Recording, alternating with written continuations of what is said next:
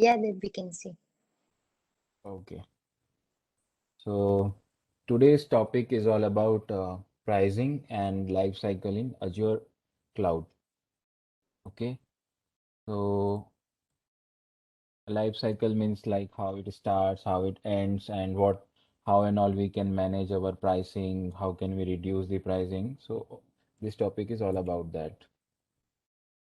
So moving to the first slide. So these are things which we'll learn today.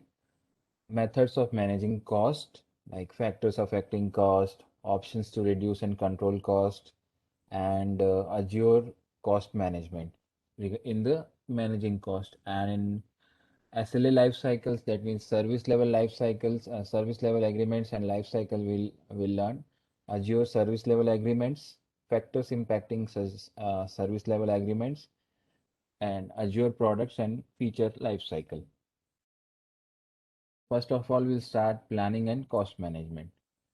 So in the planning and cost management, we'll see what are the factors that affects the cost, like resource type, services, location where it is hosted, incoming and outgoing traffic, and the factors that can reduce its cost, like if you use reserved instances, reserved capacity, hybrid use, and spot pricing. All those things come under reducing the cost. Then we'll see how we can use price calculator. Price calculator, like we how if we want to know, like if we want to run a VM or any resource for this capacity and this location, then what could be the cost per month we'll be getting and the total cost of ownership.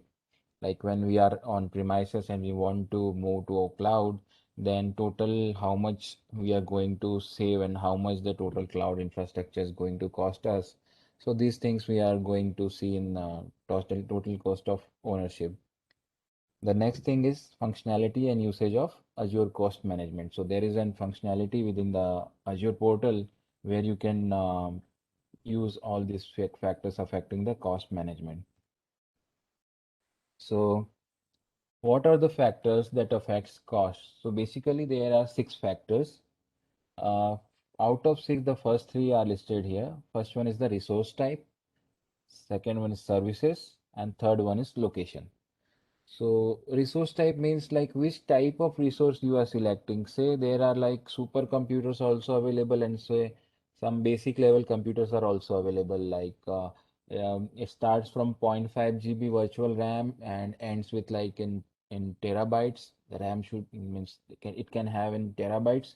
If someone is, for an example, someone is hosting a gaming server, so they can host it in terabytes as well. So server or any resource with high capacity also available.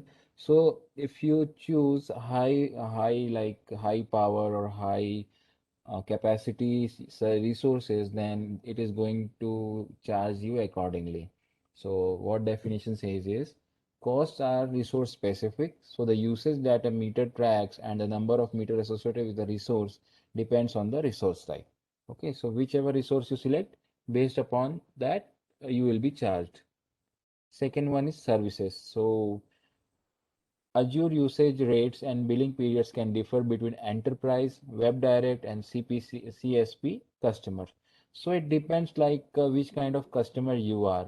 If you are an enterprise, so there will be a different pricing available for you. If you are a web direct or a CSP customer, CSP means third party, someone coming in between Microsoft and you. So that third party, you have taken the license and services from them, so it is going to cost you something else. And if you are web direct, means you are single user and you want to use services, so these are going to charge you differently. So based upon your sources, like how you are going to use or purchase licenses from Microsoft Cloud, it is going to charge. For an example, organizations with around 5 lakhs, 10 lakhs employees, if they want to go, then they will go for an enterprise license. And as you buy something in bulk, it is going to charge you very less per unit. So that's why their charges will be less. And if individually you want to use some services and you directly go and purchase it from Microsoft, then definitely it is going to charge you more. And if you go through some third party, then it is going to charge you some less as compared to direct. Okay. The third one is the location. So location is important because, as I showed you, right, there are multiple regions where Microsoft has their data centers. So based upon the location or the region which you have selected, the charges of the same resource also varies because there are different kinds of rules and regulations in the country or the region specifically. So according to that, the taxes are different, the labor charges are different. So consolidately, the charges will differ from location to location. Okay, so what it says is the Azure infrastructure is globally distributed and usage cost might vary between location that offer Azure product, service, and resources. Next are bandwidth, reserved instance, and Azure hybrid use benefit. So what benefit says is some inbound data transfer are free, such as data going into Azure data center. For outbound data transfer, such as data going out of Azure data center, pricing is based on the zone. So whatever requests are incoming, so those are free. But when the responses are going out of the data centers, those are depending upon the zones. So if some same type of data is going out of some, say, zone 1 and same type of data is going from zone 2, then it is not same for both zone 1 and zone 2. It will be differently charged. So bandwidth is also a factor affecting the cost. Reserved instance. With Azure reservation, you commit to buy 1 year or 3 year plans for multiple products. Reservations can significantly reduce your resource cost up to 72% on a pay-as-you-go prices. So I'll give you an example. Everybody here are using some kind of subscription, either it is a newspaper subscription or Tata Sky, Vodafone, or something like TV subscription. So all those we are using, right? So if at all we are purchasing a monthly subscription, for an example, some 400 rupees per month for Tata Sky, if you are paying, and if you go for some annual price, so the prices will not be like 4800 or so.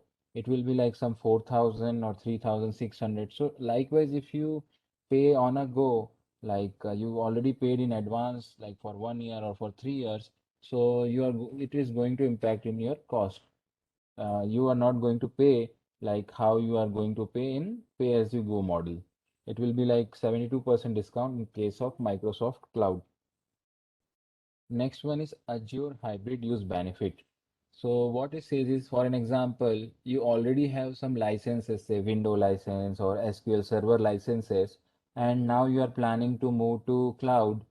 And there, if you want to the same services like Windows services or Microsoft SQL Server services, and you already have the license, then again you don't need to pay the price for licenses. You can use those licenses in your cloud as well. So this is called as hybrid Azure hybrid use benefit. So what it says is for customers with software assurance, Azure hybrid benefit allows you to use your on-premise licenses on Azure at a reduced cost. So you can use your licenses and the cloud as well. Next one is the price calculator. So price calculator is a tool that helps you to estimate the cost of Azure products. Options that you configure in pricing calculator vary between product, but basic configuration options include. So how it is impacted, like which region you want to deploy it, which tier you want to deploy it, what is your billing option, supports option, like which type of support you want, the basic you want, the premium one you want, the premium two you want. So based on that, this price will be calculated. Programs and offers, Azure Dev Test pricing. So all those things you can calculate using the pricing calculator. Let me just show you how a pricing calculator looks like. So for just a second. Yeah. So for that, you need to come to this page, Azure Pricing Calculator, and whatever you want to calculate. For an example, if I want to select a virtual machine and I want to know how much it is going to cost me. So I will just click on virtual machine and I will just go down here. Okay, and I can save it as well. So I can give a name or I can add another one. So side by side I can compare here. So that option is also available here. So for an example, I am selecting a virtual machine with Windows OS only and standard tier. So there it was mentioned at basic, low priority or standard. So for time being, I am selecting the standard one. Okay, category is all, instance are all. Like you can select, as I said, right, there are multiple types of computers or virtual machines, supercomputers also. For time being, I am selecting all. This is the instance. So it has two virtual CPUs, 8 GB of RAM, 50 GB of temporary storage, and costing will be 0.215 per hour. Okay, and how many virtual machines you want? One, two, like that you can take.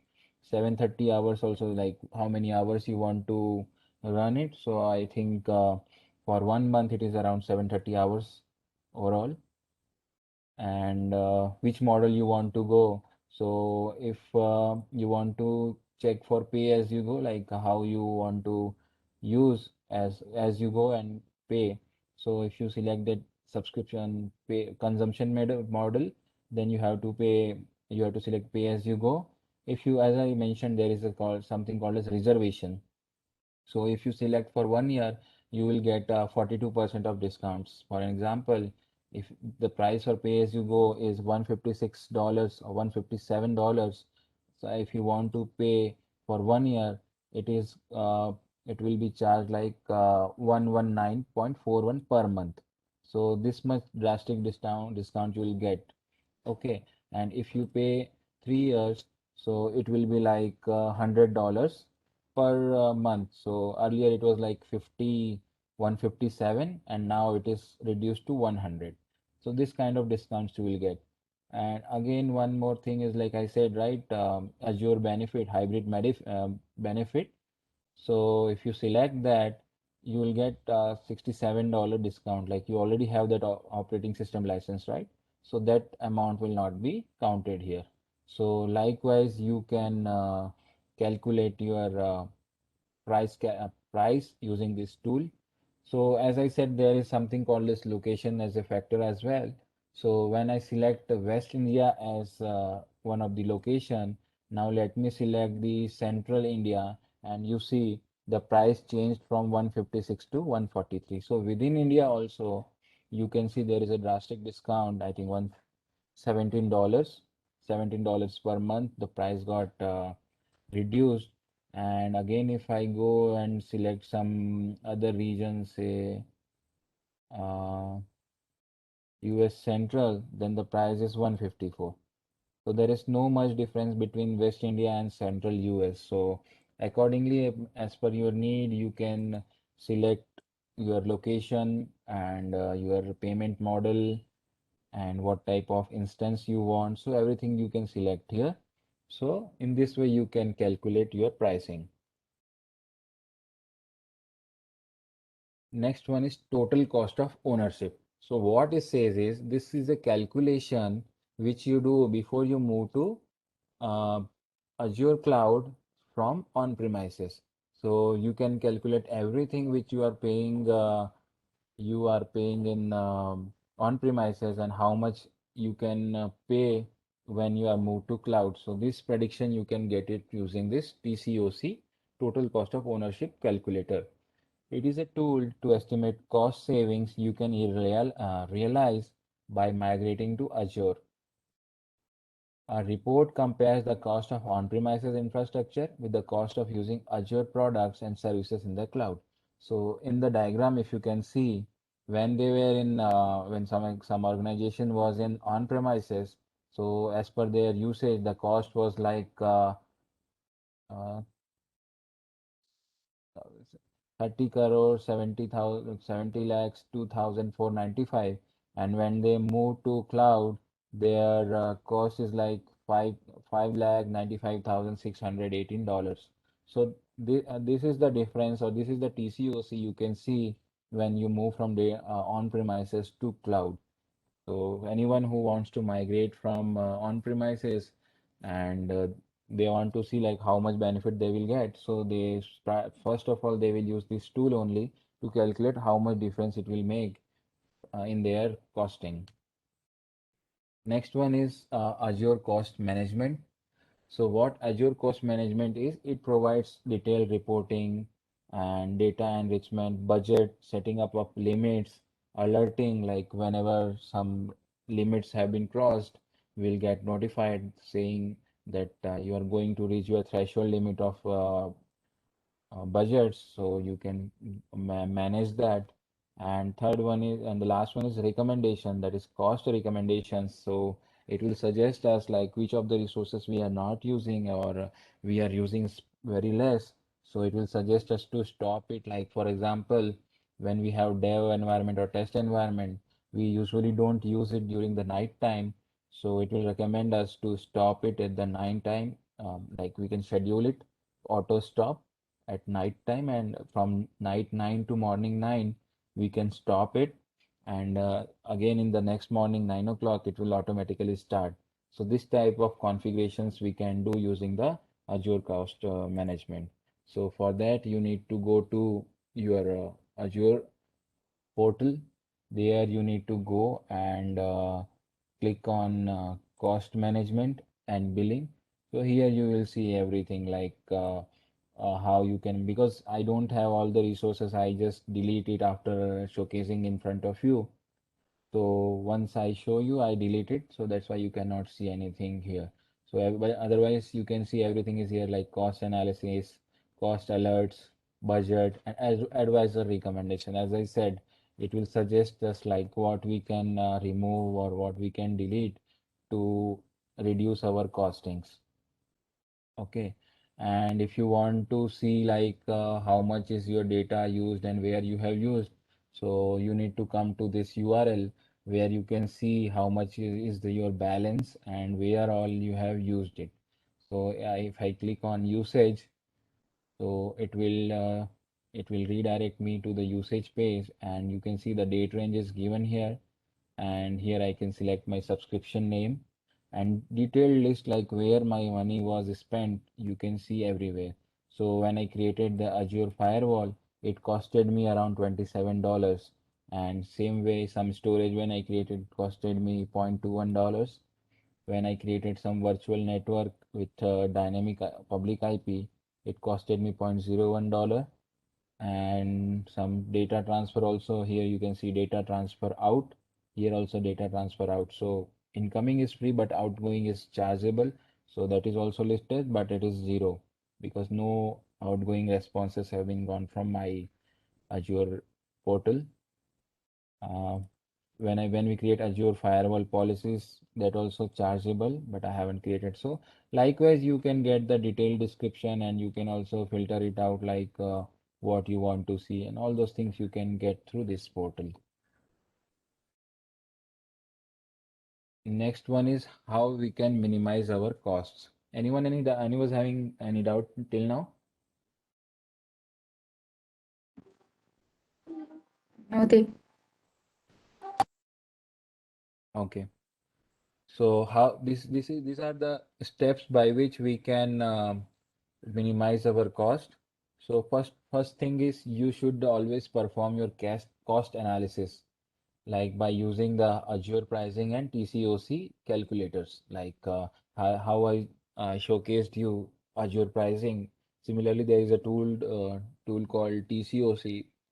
So that also we can use, like how much it is going to cost us, and based on our requirement, we can increase or decrease our resources. Next one is monitor usage. We can always reduce our costs using the monitors, like monitoring the uses of our resources using the Azure Advisor, and we should always implement the recommendations given by the Azure Advisor. So by monitoring and using Azure Advisor, we can reduce our costs. Next one is the using spending limits. So if at all you have some like $100 and you want to limit your usage till $50, so that also you can do in the Azure cost management. So there you can go and select your limitations, and once the threshold limit is reached, you can also get the notification. Next one is Azure reservation and hybrid benefits. So as I mentioned, if you pay for 1 year or 3 year, you will definitely get some discount. So you should always, if based upon your planning and all, you should always plan for Azure reservations. And if you already have an existing license for any of the products like Windows license or SQL Server license, so that also you can use using Azure hybrid benefit. Next one is you should choose the low cost location as reasons. If possible, use low cost locations. So as I showcased you within India also, we can reduce our costing. Similar way, if you want to reduce your costing, you should always choose the low cost locations.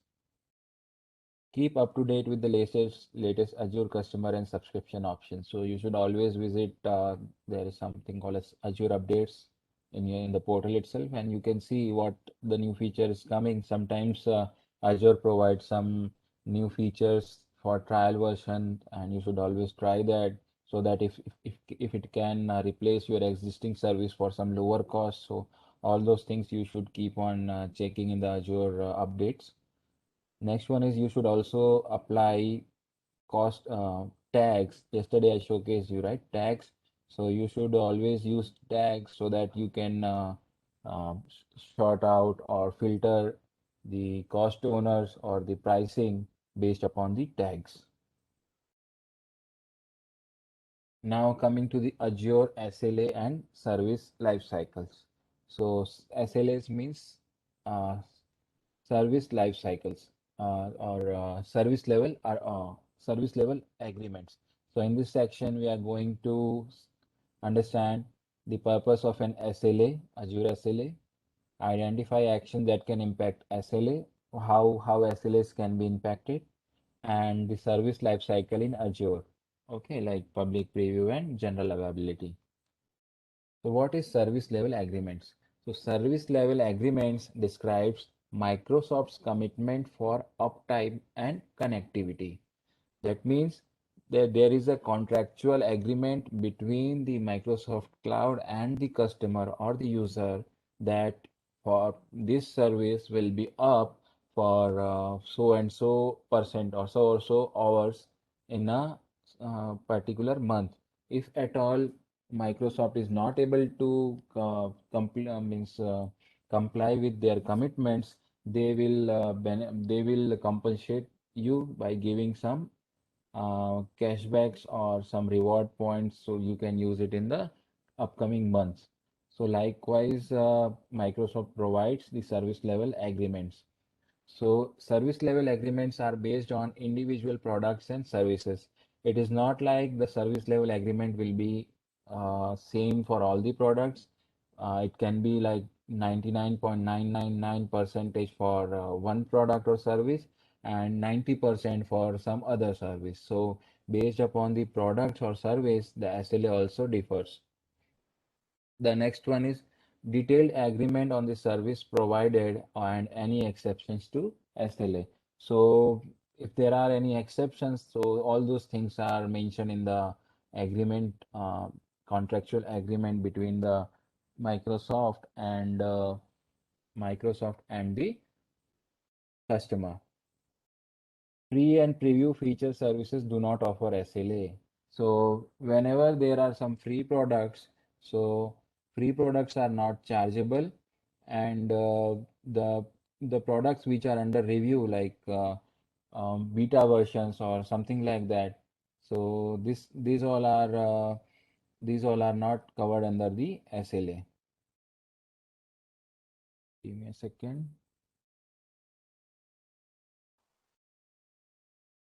Yeah, coming to next slide. So SLA for Azure products and services. So when I say 99% SLA, that means the downtime per month will be 7 hours, 18 minutes, and 17 seconds. So if someone is saying I'm giving you SLA of 99%, so that means till 7 hours, 18 minutes, and 17 seconds, if there is a downtime or the systems are down, then it comes under the service level agreement, and this much of time you need to bear with the downtime. There's nothing you can do with it. But when the service level agreement is of 99.99, then they offer only 4 minutes and 22 seconds of downtime per month. If it is downtime for a product having 99.99 SLA is like 5 minutes, then Microsoft is going to repay for that downtime. So this you should understand, like if 99%, then how much of downtime? If 99.99, there's 4 minutes and 22 seconds, and if 99.999%, then it is 26 seconds of downtime. So performance targets are expressed as uptime and connectivity guarantees. Performance targets range from 99% to 99.999%. If a service fails to meet the guarantees, a percentage of monthly service fees can be credited. So as I mentioned, if they fail providing the service guarantee, then certain amount of monthly fees is credited back to the customer's account. Actions that affect service level agreements. If you add more services and if you choose some free or non-SLA services, then your SLA is going to reduce or lower down. And if you want to raise your SLA, then you should use availability zone. Like you should replicate your data centers with the nearby data centers so that if one zone is down, you can always point towards that will be automatic. So the next zone will be automatically uh, up and running.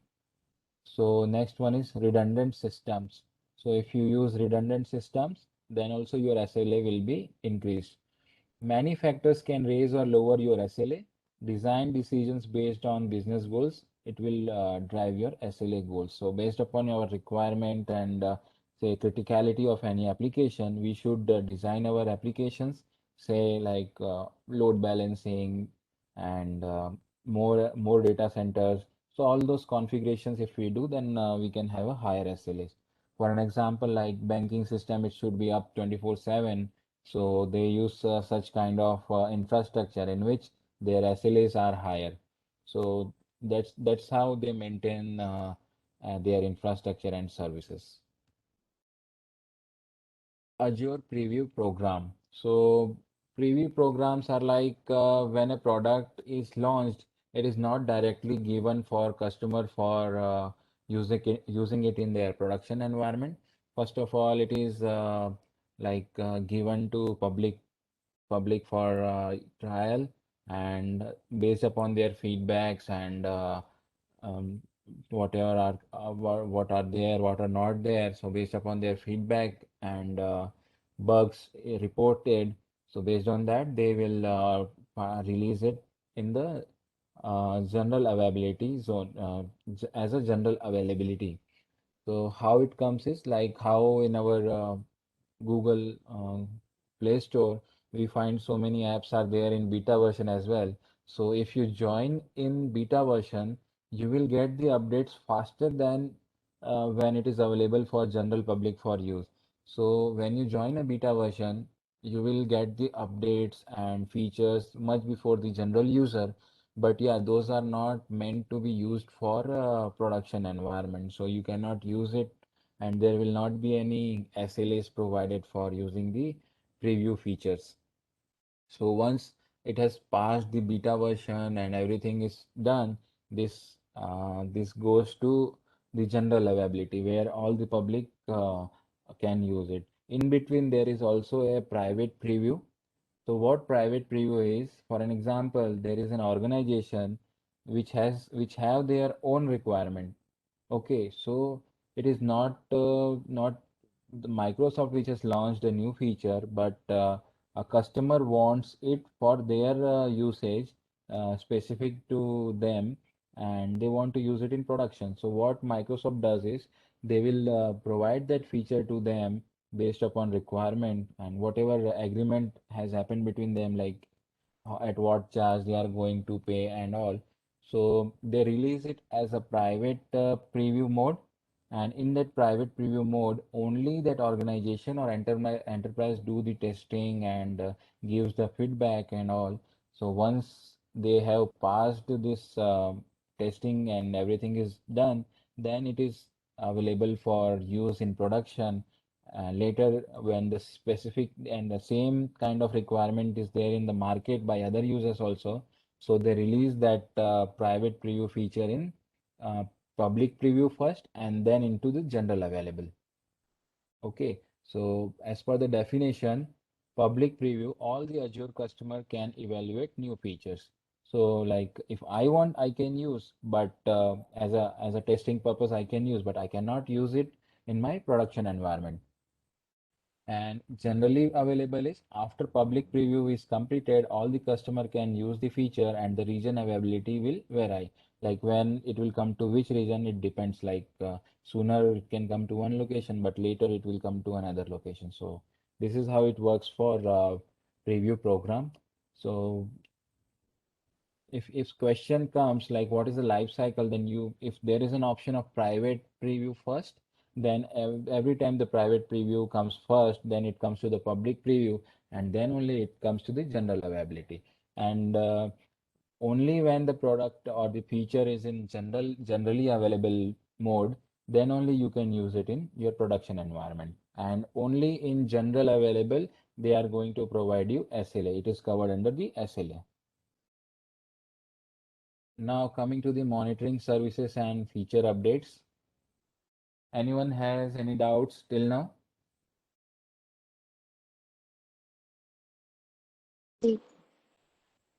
Okay. So monitoring services and feature updates. Azure Updates provides information about the Azure product, service, and features in addition to the product roadmaps and availability. So as I said, there is a like uh, there is a location in Azure portal where you can get what are the new features available in Azure. You can get the updates using when you visit that forum. You can see the latest updates on Azure products and features and services and addition to the product roadmaps and availability means you will come to know like when that product is coming and when it is going for use to the general people. So for an example, as I'm not sure whether you have heard it or not, but Microsoft has recently launched Windows 365. Like how Microsoft 365 is there, similarly, Microsoft has launched a Windows 365. What it says is like how we can use Microsoft Office 365 products using the browser. Similar way, we can use Microsoft Windows PC from the browser, like how we are using our VDIs and all, right? So similar way, we can also use Windows Windows desktop using the browser. So that features they have named as Windows 365. And if you type cloudpc.microsoft.com, you will be redirect to the portal where you can access this. But it is going to be available on 2nd of August 2021. So all those updates you can get through such forums like what are the new products, what is the functionality, and when you are going to get it for general usage and all. So you should, if you are interested, you can always search for the Azure updates and get to know like what all the products are coming and when it is going to be available and all. So there you can get details about all the Azure updates and their status. You can browse and search for updates like if you want to know about any updates of a particular product or service, you can always search in this search bar, and you can subscribe to their RSS where you can get everything, all the updates in your mailbox. So likewise, you can be updated for the Azure products. So this is the end of our session on Microsoft Azure. And this is the recap of today's session, like what we have learned today. So we discussed about factors affecting the cost, recognizing the Azure cost management, Azure service level agreements, factors impacting service level agreements, and Azure product and features lifecycle.